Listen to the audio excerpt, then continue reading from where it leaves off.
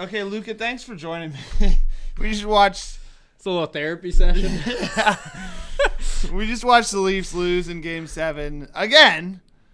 If this isn't going to be a whole reaction video, you can see our short reaction here. It's a tough reaction. People to the net. Lindholm, right wing corner. Pasternak is there.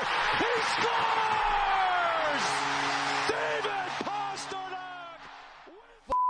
But now we're quickly moving on. We're just like, now what, right? Because You have to.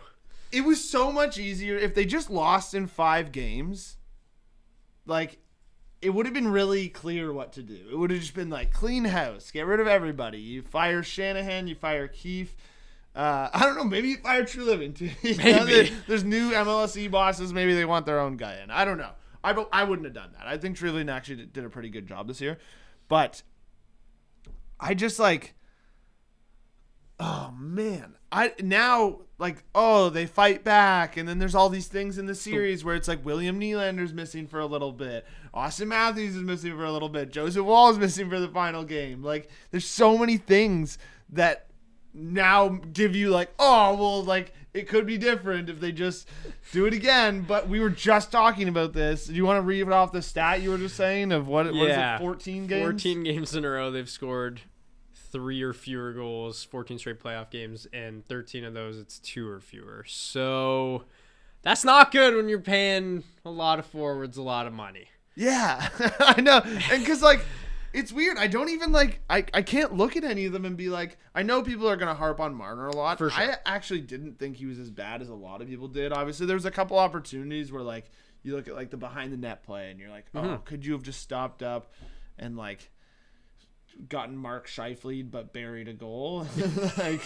like because that's what you're risking. Yeah, in that exactly. play, obviously, but sometimes people say you got to take a hit to make a play, but like I don't know, I'm not gonna bury a guy for that. And I actually thought, like, I do agree, like, Game 4 he was dreadful. Yep. And before the series and that he wasn't great either, but from then on I actually thought he was pretty good and, like, creating chances. We were just joking during the game before the devastating loss that he was creating a bunch of chances, and then it felt like every single time a chance came up, it was like, oh, dangles through a couple guys, makes a sick pass. Oh, it's Joel Edmondson. Cross ice that no wonder Swayman had so much time to get across for that one. It's Joel Edmondson on the other end. Why was he always on the end of the, like, best possible scoring opportunities that we had? It was so nuts. It's infuriating a little bit for sure. And like, Willie was great. I mean, like, even funny enough, I didn't think he had a great Game 7, but, like, when you score, you're good, especially when it's the only goal, and you never score goals in this series or in playoffs ever at all. So how can you blame him? And then, like, even so, the title of the video is "Where do the Leafs go from here?" Exactly. Because, like, I can complain all day about the Game 7 and what could have happened, and, like, Samsonov played good, but that one goal is so tough. You'd love to have that one back. And then even the play in overtime, you're kind of just like, does he go out and does get he that go out puck? and get it? Exactly. There's a Someone lot to get break it, down. like- Exactly. I couldn't help but watch that play and be like, no one's gonna get it. Okay then. Yeah. Tough to watch, but you're not gonna blame that loss on him either. Like, he played great. The Bruins came out flying. He made some great saves As per early. usual, nobody is to blame. Nobody is to blame. We're running it back. That's the end of the video. But the thing is, like, because, like, that's the thing. We're talking about Yeah. what they're going to do. And a bunch of people are going to be like, you got to trade the whole team. And it's like, they're not going to trade anyone. They Like, can't. Mitch Marner has a full no-move clause. In my mind, there's no way he accepts a trade out of here. Like, he's Especially- got 1 year left on his deal. And the people that are like, yeah, trade him to Utah. Yeah, like, Mitch Marner is going to waive his no-move clause to go to Utah in his final year as a Toronto Maple Leaf, potentially. The only way he'd do that is if his plan is to go to Utah, take some heat off of him, come back, sign league minimum next year. For the Leafs. Yeah. Okay. Then he's a hero. Then he's a hero. Yeah, exactly. Hometown hero. That's how you make the comeback. And he'll only be 27 at that time, or 28, still in the prime of his career. We've got the redemption arc right there. But no, Yeah. you're right. Like, he's got a no-move clause. So, like, you're not moving him. But, and so I look back and I think, realistically, like I said, I actually do think Brad Treliving did a decent job this year because you look at, I think their best player in this series by far is Max Domi. I thought he was amazing in this series, and towards the end of the year, he was great. Start of the year, it was like a lot of questions, didn't know how he fit, whatever. I think you bring Max Domi back. I think you try to bring Tyler Bertuzzi back. He might be too expensive now that Nylander and Matthews cost more, and you're going to try to upgrade the D. Obviously, you got to decide what you're doing with Sheldon Keefe. What would you do? I would fire him.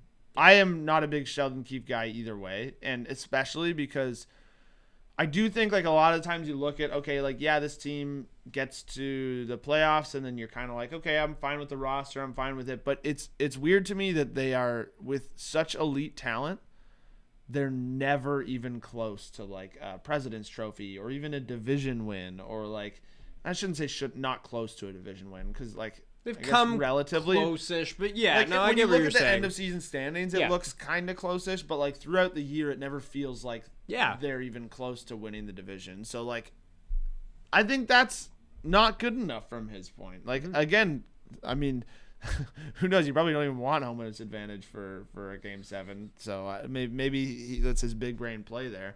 But I would definitely let Sheldon Keefe go. The big one is Brendan Shanahan. Let me ask you one more question about coaching. Is there a type or style of coach that you would want to see in? Because I feel like we always make the joke of like, same old coaches just kind of get recycled throughout the league, and so the obvious names are going to come up of like, I don't know, who hasn't coached in a while. Bruce Boudreau, I don't know. Like, take your pick at like veteran coach, plug him in kind of thing. Is that the route that you want to go, or is there a big brain play that we aren't thinking of, obviously, because like, who knows the coaching world? Like, the coaching world is so big.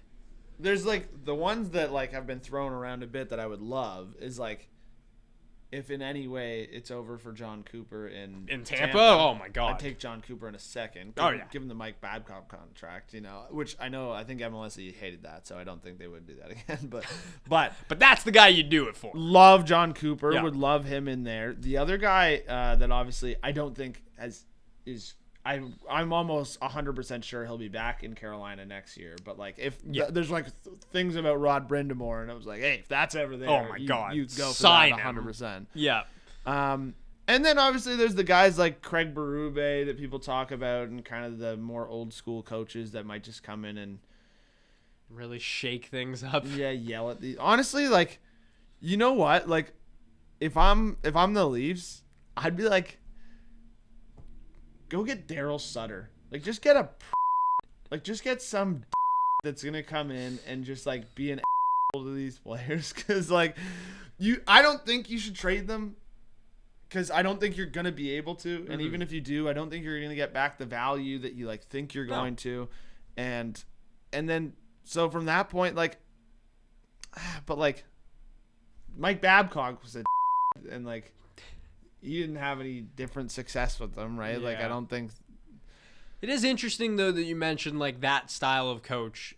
Even a coach, though, that is just maybe even willing to call out his players a little. Because, like, you saw it in the other side in this series of, like, Montgomery. It wasn't like, we talked about it, wasn't like a call-out, but he said Paston needs to step up. And then after that game scores 4, the game-winning goal. Scores the game-winning goal, right? But after that game 4 game, Sheldon Keefe was like, no, our effort was there. It's like, you didn't have to say that. There was no need to say that. And I feel like in the past playoff losses, I haven't really heard him be too critical. They coddled him a bit, for sure. Yeah. So that doesn't seem like the way to go maybe for your next head coach. But that makes sense. Shanahan's the next one, though. Yeah.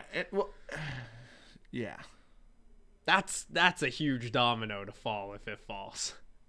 But what more do you need to see from him? So the funny thing is, though, is that, like, what more in what way? Like, because, like... Or I guess, what's your argument? The tough thing is, like, I remember the Leafs before Shanahan. Yeah. And they were a disaster. Tire fire. And, so... But, at the same time, that was also just when Austin Matthews happened to show up, right? So, like, it's... Sometimes the perfect storm. Who are you giving the credit to there? Yeah. He's been here for a decade. Yeah. That's actually crazy. He's made it out of the first round once. Yeah. And it's a long leash for a guy in this city in particular. But See, like the main. I get it. Yeah, I don't like the only reason I would, because it's like again, I was complimentary of Brad Treliving, so it's like it's hard to say like that's really the thing you want him to do is bring in the right guys for that. Mm-hmm. I'm. It's funny because then you go back to like the decision making of like why was Keefe kept? Why was he given an extension? Which like that's just like a thing that kind of happens in hockey now, so that's not a huge deal to me. But yeah, why was he kept there? And how much of that was Brad Treliving's decision or how much of that was Brendan Shanahan's? Which, I mean, at that point, I'm assuming it's kind of Shanahan comes in and goes, do you want him or not? And then Brad Treliving stuck with him. So that's – I don't know. It's tough because people are going to want change. So I could see MLSE making the change, but I don't necessarily think he deserves it. I get that. I don't think he has done a bad job. Mm-hmm. And yeah, I don't know. It's tough to say because like I really I don't know. I don't think or I could see basically I guess that's my answer. I can see them getting rid of him, but I wouldn't. And then but I do have one other question for you. Well, so actually, what do you think? It's so tough. I mean, as an impartial, I think Keefe's got to go, and then that next head coach. Like, it's tough because I like really Bruce Boudreau. Yeah, but I'm kind of like, is Bruce like it's clear? I don't know because I was gonna say like in terms of style of play. Like, what are the Leafs built for, really, right? Because, like, I do think, like, they were playing some good defensive hockey, and then you kind of want to probably keep some of that, but also, like, do you? Because they lost. Why is it different than, like, all the years that we've been saying, like, oh, they're too skilled, or they need more, like, heaviness and grit. Yeah. And it's like, well, the exact same thing happened, so does it matter? Like, I'll say you keep him.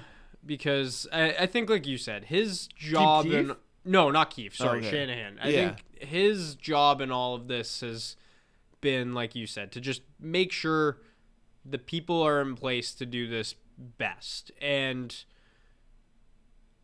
I think if he somehow keeps Keefe, like that's a huge indictment.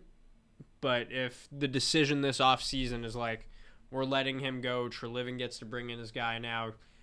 Shanahan brought in Treliving. He had a great first year as far as some of the moves he made. And I wouldn't call it great because first round exit again. But, like, you like some of the stuff he did. And you want him to be able to build on that, obviously, and have that continued working partnership between these two guys. So I'm all in to kind of keep that going. It's a lot harder for me to look at Shanahan and be like, this is his fault. Yeah. And, like, he's overstayed his welcome. It's like, I don't know in what way he's done that. He's put together, like you said, one of the best, like, playoff appearances aside and losing in the first round aside, like, this era of Leafs hockey has produced some of the best players that the franchise has ever had. Yeah, well, and especially, like, when you look at – it's funny, like, I think almost some of the best stuff they've done is set up, like, they have such good player development now, and you look at, like, maybe they could have some better player recognition because the main problem is that they've let, like – probably a full lineup of players that would be a massive help to this team go. So, because like, and then, so I don't know. All I mean, yeah, I think he's done a good job and I try to evaluate like executives more on like how I feel about the team going into the playoffs versus how the results actually play out. Cause I think that's more coaching. Yeah. I think you're right about that. But you got to get the right coach in. So that's the next job. Probably. Yeah. What was you said you had one more question. Yeah, I have one other one that's a bit of a crazy one. Okay. Do you strip Tavares of the C? Oh my God, that's such a wild one.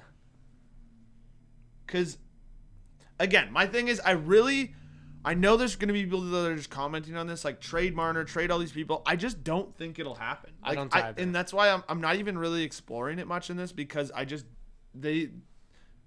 they've given these players an immense amount of control, and I truly do believe that, like, don't trade players at their lowest value. Too.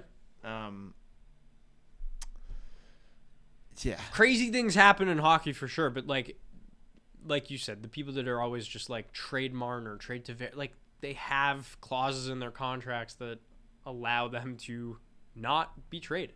So the only way that it makes sense is if it's kind of like Dubas wants his guy back and Crosby wants to go to a winning team. yeah, exactly. So he's gonna come here, and then Marner's gonna go there. Yeah, they'll both And waive then the their Penguins are going to win the cup in their first year because, Oh, of course, God. they're going to do that. Mitch Marner will just be like the Playoff greatest player in the MVP. league. Well, for yeah. sure. You know how that's going to go if he leaves and signs with another team. Like, he's going to have the best playoff Yeah. run of all time somewhere Those else. cross-ice passes are going to be going to Erik Karlsson and Yeah. Joel Edmondson. And then, Perfect.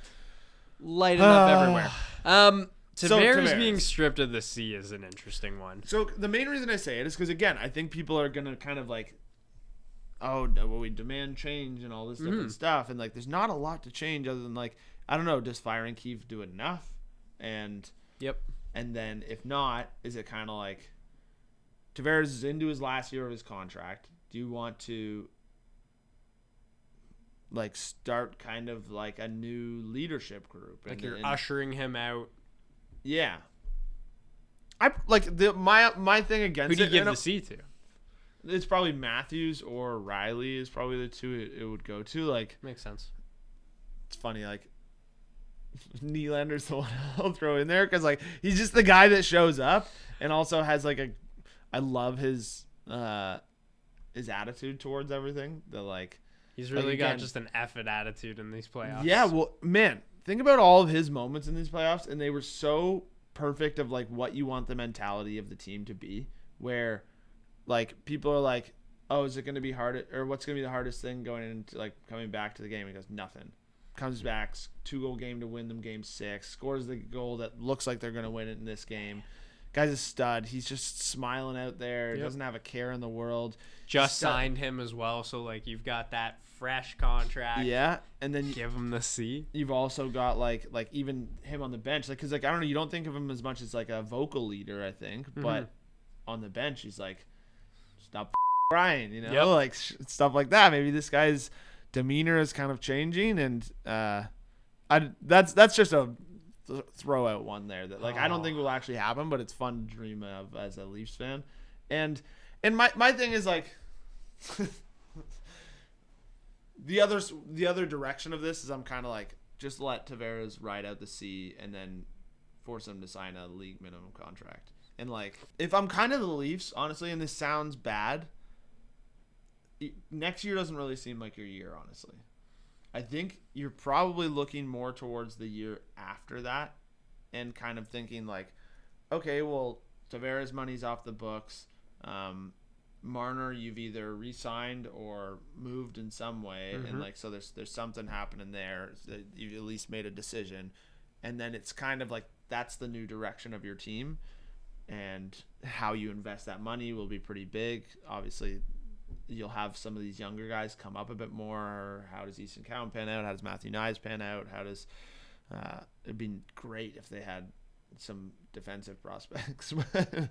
Like Niemela is probably their best one, and like I don't know, they've never really given him a sniff. No. So I just watched a don't bunch know. of him Marley's games this year. Yeah. And he looked good actually. Like he's a pretty solid player, but you never know. I thought he was always solid, yeah. Yeah. But they just like Just they haven't never given him a look yet. Yeah, which Yeah. then you're kind of like, well, what did they think of him to the point that like think about how little they played Timothy Liljegren, and Yeah. like he had a tough playoffs, but But yeah, it really is. It's weird doing one of these postmortems right now of like what needs to change, knowing that next year probably isn't the year that anything drastic as far as maybe the big four is going to change. Yeah. Like the year after is going to be that year, like you said. And so as much as fans want that change, like unless Marner is just like, I'm sick and tired of this, just like trade me anywhere, which I feel like that's when it gets could be interesting. possible, but If we want to explore that a little bit, and like people want to talk about the Utah one, I do think the Clayton Keller thing's interesting. Yeah. I mean, like Mitch Marner's a better player than Clayton Keller, but at the same time, he plays in a bad team with worse players than that play on the Leafs. He has a cheaper contract, so I get that. Like if people wanted to explore something like that, Yeah. and then there's like, I don't know, in terms of defensemen that you'd be looking around the league at. Like, so tough for like a forward defenseman trade of just value. And like with Marner too, he's basically an 100-point player every year. So value-wise, you're probably going to lose any Marner trade that you make. Yeah. Probably. I don't mind if like they just decide Marner's a defenseman now. I know wouldn't mind that either. And like he'd be their best puck moving defenseman. I know. Probably, right? I actually think he'd be amazing. Like the more I watch too. Quinn Hughes and Cale Makar and stuff, and the way Just that put like Mitch Marner. how like good they are on their edges and things like that, and walking the blue line, that I'm like, yeah, Marner probably pretty good at that. Yeah. I know that there's so much more He'd to get- that in the defensive position, like in terms of like gap control. Yeah. And You get worked a little stuff. in the Yeah, corners, yeah. but like, hey, maybe you just have him start like 75% of his shifts in the offensive zone, and Yeah, the top thing is like, does he just turn into Tyson Berry? And like, oh gosh, it's a good experiment for a while, and then when you're asked to play defense as a defenseman, as a forward, it might be a little tough. Yeah, I mean, like we said, this has gotten unhinged. It, now, it but, we're at the point where we're like, we're don't looking trade for Marner, anything here. Just move him back to defense. There's your puck moving defenseman that's worth $11 million, and now you just need another forward to replace that. Well, and the one thing I will say is, because the one thing I do hear sometimes is when I'm like, well, what do you trade Marner for? People will say like, I don't care. Just trade him, and then you can use that money on something else. And it's like, what do you use the money on? yeah, that's it's very hard to get someone to sign there, first of all, and then even for like a reasonable amount. Like what? Yep. Like you're not gonna go sign Sam Reinhart for 12 mil, so leave that alone. Like Like Gensel? like Tyler Bertuzzi's one of the best people available, and like you already had him and could maybe get him back, but like And that's also the thing too, like trying to build through free agency and like just hand out massive contracts on free agency day, I feel like never has a good track record. As far as just those star players that are commanding the most money at the top, like it's very rare that like a Steven Stamkos hits free agency, which if the Leafs had signed him at that point in their time, yeah, like, that's but, one but, like, that yes, like, absolutely. we don't need, like, again, if it's a reasonable contract and whatever, I don't mind signing Steven Stamkos, but like that's not the solution. No, like, of course and not. So like again, I'm gonna read some of the names that are like hitting UFA this year, and like if you really think spending the $11 million on people like this is better than having Mitch Marner, then like, And reminder, Mitch I'm Marner glad is you're not the GM. 26 years old still. Yeah. Still in the prime of his career. And at the top of this, Steven Stamkos, Jakub Voracek, Sam Reinhart, who's a great player, but is going to be insanely expensive, and I can't imagine would end up in Toronto in any way. Also 29. Yeah. Heading into his 30s. Tyler Myers, Jake Gunsel. That's like, he's probably the best one, and like, Does that move the needle? yeah. Enough to be like, oh yeah, we've used our money so much more wisely now. We're going to win the cup. No. Anthony Mantha, Adam Henrique, Tyler Bertuzzi, Alec Martinez, Brady Shea, Jakob Silverberg, Jakub Vrana, Vladimir Tarasenko, Jonathan Elias Marchessault, Lindholm. No. David Perron. Like, Also, then the argument I see too sometimes is like, yeah, you can just like sign 4 players though for like the same price as Marner, but it's also just like, okay, but that's a bad way of doing it, first of all, and second of all, it just blocks so many paths for young guys that are showing promise in your organization. Yeah. That Easton Cowan, OHL MVP. exactly. Fraser Minton has a promising career. Nick Robertson, who's been blocked in his entirety of his time with the Leafs, and like he showed something this year. Like you like what If he you look at his like contributed a per little minute bit. Yeah. contributions, he was unbelievable. I thought he was one of their best forwards as far as just like a consistent skater in this series of carrying the puck and having a bit of a burst. Like he's a fast player with a good shot. Yeah, honestly, the main thing about him that in the series, it was like you need to figure out like a different lie on your stick or get a longer stick or something, because he kept having this thing where he was reaching like almost a little too far for pucks constantly, and he kept like bobbling it and then either almost turning it over or like not being able to shoot a puck, and it was like, your thing is being able to rip pucks constantly, so Gotta you figure that out. Yeah. Yeah. But that's the thing where it's like, okay, you're gonna sign 4 guys for like $3 million each for what, like 3 or 4 years? It's like, okay, again, just blocking paths for really good players potentially to the NHL, and then their contracts run out, and do you flip these guys in trades? Like, it just the team building aspect of building through free agency does not make sense. Yeah. I think the guys like that I really look at that I think like, okay, that's interesting is one, obviously the two that I think Max Domi and Tyler Bertuzzi, you want them back. Yeah. I think you see guys like Chris Tanev, Brett Pesce, Brady Shea, Brett Pesce, Brandon Montour. Like I honestly even less so Brandon Montour because I don't think he's the type of defenseman they need really. But